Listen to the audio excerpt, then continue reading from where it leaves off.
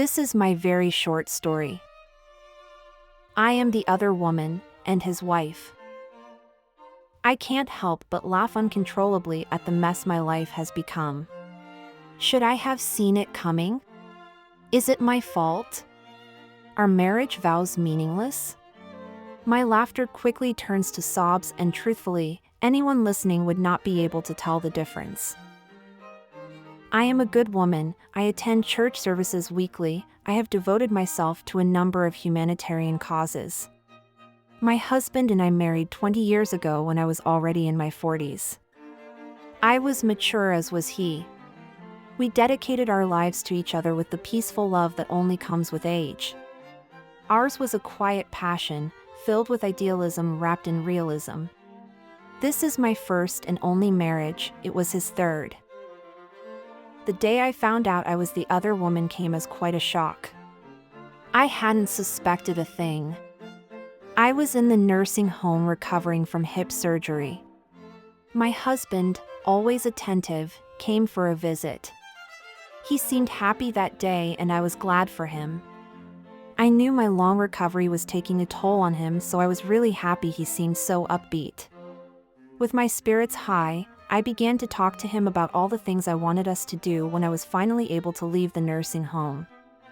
I told him that I really wanted to be home for my birthday, which was 2 weeks away. He paused for a moment, then told me he was in love. At first, I didn't understand what he meant. I beamed with joy. How many women were as blessed as I was at that very moment to have their husband look down at their bloated, broken body and express his undying love? I'd only felt this massive surge of love on one other day, our wedding day. I began to express just that thought to him when he told me I didn't get it. He was in love with another woman. She was helping him deal with my illness. She was able to offer him passion, not just through words, but through action. Their physical coupling made him feel whole again. My husband then insisted that I should be happy for him and assured me that he had no interest in divorcing me. After all, I am his wife.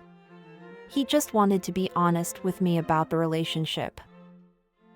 So now I'm back home, and my husband spends a small part of his day with me and a large part of the day with her. The hours that he is here, though few, are filled with a strange mixture of tension and resignation.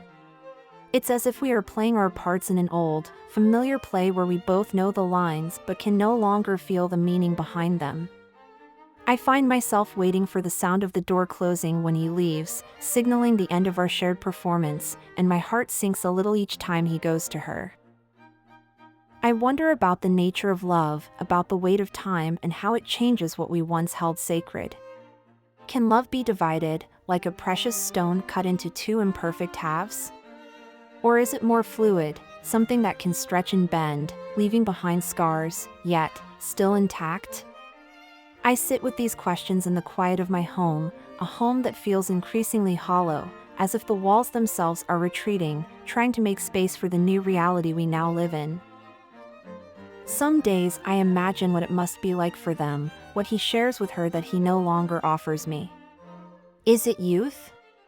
Is it something more instinctual, a reminder of vitality? No matter the answer, here I am, still his wife, the one bound by vows spoken in the language of forever. I wonder if the word forever has lost its meaning. Maybe forever was never meant to be a promise of exclusive love, but rather an acceptance of the shifting landscape that is marriage, with its cracks and fissures, its unexpected turns. But if that's true, where do I stand? Am I still his partner, or am I simply a memory, a ghost of the life we built together?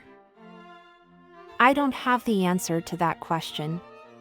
Right now, all I know is, I am the other woman and his wife. Who is the other woman? Click on the link below to read the rest of this very short story to find out.